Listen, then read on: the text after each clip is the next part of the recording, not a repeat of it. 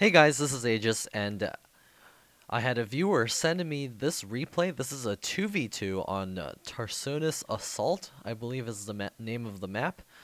Handsun is actually the one that's speaking right now, and he's the one who sent me this replay, and he's going to be playing against Wave Waker and his ally Teki Tez. Handsun is allied with Meatloaf, the Zerg player, and he himself is playing Protoss, so it's going to be a PZ versus PZ. And of course, as I always mention on this map impossible to expand on. A little backdoor over here, two gigantic backdoors towards your main base, and also a gigantic ramp leading up to the natural expansion. So that's basically why you can't expand on this map. Handsun is going to be walling off near his base because the front ramp is also gigantic.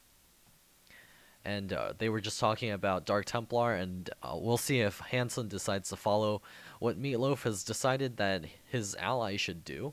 Wave Waker over here, chrono boosting out a couple of probes, always good to see early in the game. And over here, Teki Tez already getting an early spawning pool down. I believe this is a 7 or 8 pool. No, well, we'll call it a 10 pool. I see 9 drones for Teki Tez.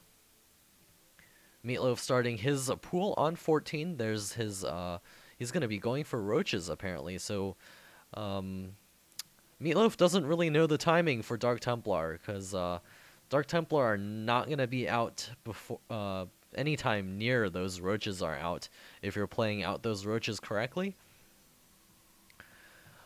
Wave Waker going for the double gate, so he's going to be sending out a ton of zealots. I don't know why he chrono boosted out so many workers early.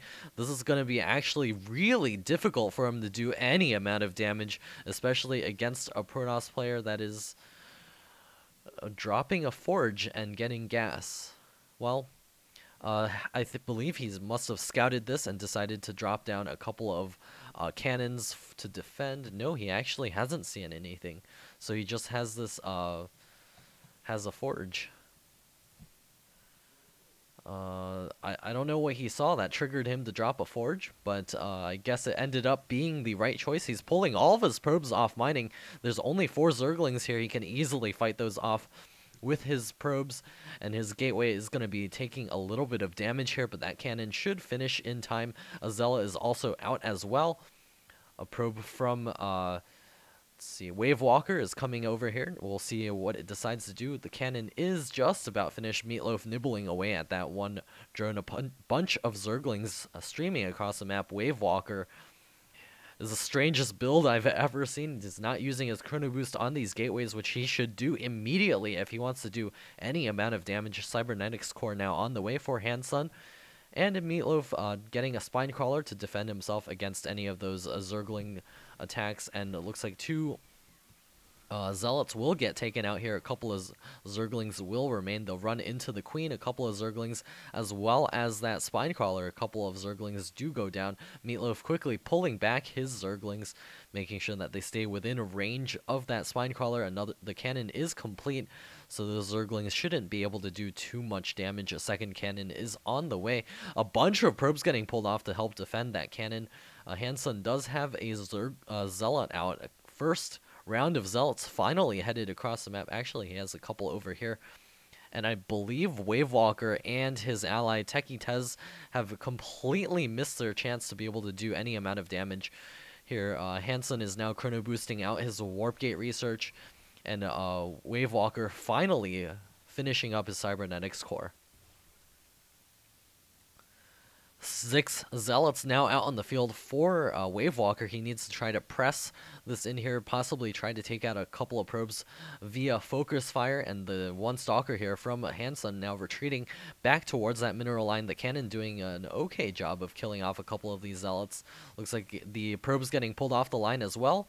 Help defend that cannon. Looks like the Zealots will not be able to do too much damage, especially with the probes fighting. The one Stalker is being a little bit lazy right now. Looks like Wave Walker has done a little bit of probe damage.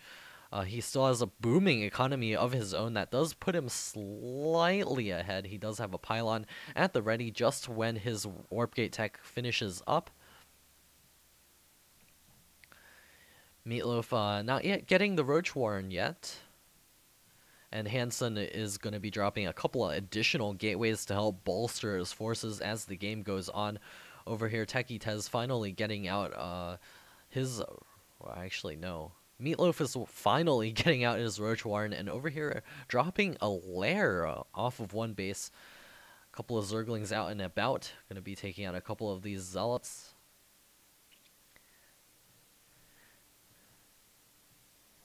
Handsun saying go go go. I'm not sure where exactly he's trying to go to. There's the pylon coming up. Maybe seeing some hidden tech over here, or perhaps a expansion to that location. Couple of stalkers out, and the Zerglings from Meatloaf about to get their speed. Actually, no, they already have their speed. Over here, a couple of Zerglings doing a little bit of damage to Techie Tez. He doesn't have any defense over here, and nor does he have a queen. These Zerglings are not turning around to fight. Looks like finally gets back over here. He's lost, I think, one or two drones over here, and a Wave Walker dropping his fourth gateway, so it looks like this pressure will continue. Wave Walker walking up here with a bunch of Zealots as well as a couple of Stalkers.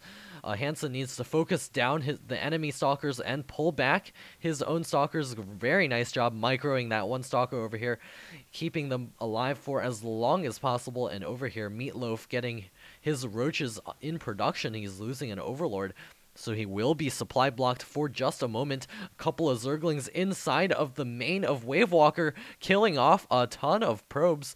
Only a few remaining over here. Wave Walker is continuing to micro here. First Roaches are now out on the field. Handsun asking for gas during this crucial micro time. There's the micro back from Handsun, trying to get out a couple of additional Stalkers, I assume.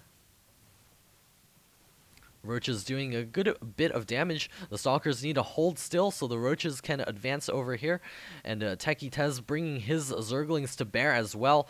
Looks like the Queen will fall. Two Spine Crawlers trying to hold the line, poking away at those Zerglings. And Wave Walker now pulling back. The Roaches are too powerful for those Stalkers to take down.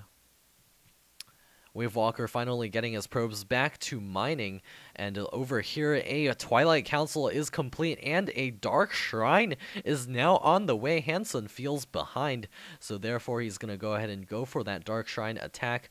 We'll see how much damage he is able to do, which I think he'll be able to do plenty of damage. Neither of these players in our north side team have any sort of detection at all. Meatloaf now advancing with his Roaches to the ramp, and more Zerglings streaming forward. Handsun saying that Roaches are good. Roaches definitely are pretty good if used correctly. Wave Walker running up here alone. The Zerglings from his ally finally joining this battle will surround those Roaches and possibly take all of them out. So Roaches trying to retreat back onto creep and towards those two Spine Crawlers.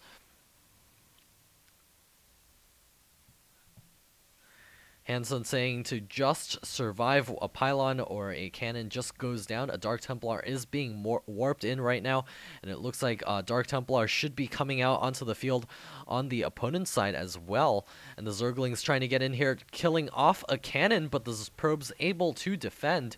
A couple of Roaches getting warped in here, and the Dark Templar, where is he? There's the first Dark Templar headed across the map. Dark Templar over here as well. The Zerglings are going to run straight into that Dark Templar. And Handsun's first DT attack is arriving. The Queen will fall if she tries to get in here. It looks like that Dark Templar will begin smashing away a couple of these units. One Dark Templar back at home to defend, and the Stalkers have now returned home. Wave Walker trying to get out a robotics facility, but that Dark Templar already doing plenty of damage. 4 kills, and Techie Tez has left the game. Roaches streaming across the field as well. Handsun declaring the other team's noobage, and Meatloaf and everyone has left the game. So Handsun doing a pretty good job throwing down that Dark Shrine, cleaning this game up. Very classic 2v2. For those of you who are wondering what went wrong with the top team, it was these 3 gateways that were way too late that went wrong. It would have been more efficient to just straight up go 4 gate based on the build that he did go. It's better to go, I think, 10-11 gate like over here. To do the early damage if you're facing a Zerg and Protoss opponent. So essentially, their rush attack just came way too late. Wavewalker actually made a bunch more probes before the game finished, so he's done a pretty good job here making probes, but with his rush mentality, he just had it all wrong for a 2v2 game where you maybe want to be rushing, but especially on this map, it usually does work. But it's basically just the build order that went wrong over here. Techie Tez tried to do the damage early on, but he just didn't have the economy. Once these roaches popped out, these Zerglings won't be able to do too much. So that's just for those who might have been wondering what went wrong with the top team. And I hope you enjoyed that. I'll have more stuff coming out, and keep in mind, I will be posting a game a day for 2 weeks, starting on, I believe, the 11th. So stay tuned for that, and I'll see you guys next time.